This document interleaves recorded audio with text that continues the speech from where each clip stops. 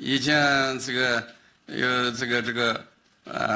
全球各界来的有。Uyghur Abdunum rayonining muvaqqat raislik vazifasini o'tayotgan Erkin Tunyaz 27 yanvar kuni rasmiy raislikka tayinlangan. 2021 yılı sentabrning oxirlarida Uyghur Abdunum rayonining raisi Shuhrat Zokirning raislik vazifasidan istifa berganligi jakalangandan keyin Erkin Tunyaz muvaqqat raislik vazifasini o'tab kelayotgan edi. Erkin Tunyaz Xitoy hukumatini Uyg'urlar qaratayotgan bostirish, xohlagancha tutqun qilish, millionlarcha odamni lagerlarga qamashdak, insoniyatga qarshi jinoyatlarda aktiv rol o'ynab kelayotgan Uyg'ur amaldorlarining biri.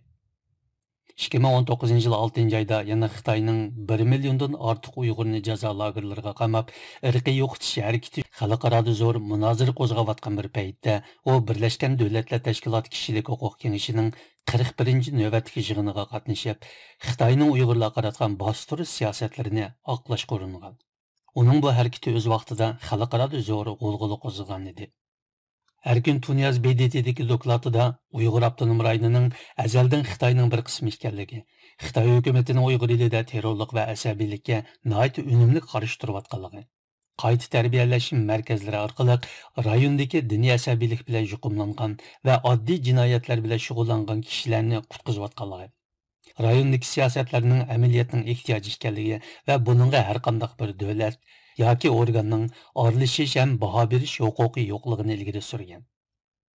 Xitoy xalq to'rining Erkin Tunyaz haqida tarqatgan xabaridan qaraganda, Erkin Tunyaz 1961 yil Oqsuda tug'ilgan bo'lib, 1983 yil 8 oyda Sanji Darul Mualliminda xizmatga qatnashgandan buyon o'xshamagan o'rinlarda izchil holda o'stirilib kelgan. U 2005 yildan 2008 yil 1 oygacha Xotan viloyatlik partikomining muavin sekretari, viloyatning valisi bo'lgan. Ondan o'stirilib Uyg'ur Abdunum rayonlik hukumatning muavin raisligiga tayinlangan. Erkin Tunyaz muavin raislik vazifasini o'tagan mezgilda Uyg'ur Abdunum rayonining nopos planliq to'qit xizmatlarini alohida aktivlik bilan ishlaganligi ma'lum. Uyg'ur Abdunum rayoniga Wang Lochuan, Jiang Junshan, Qin Chuanguo va Ma Xingrui qatorliqlar partikom sekretari bo'lgan davrlarda u izchil holda baldaq o'stirilgan. Shundaqla har navbatlik partikom sekretarining Uyg'ur elini idora qilish siyosatlariga aktivlik bilan moslashib kelgan.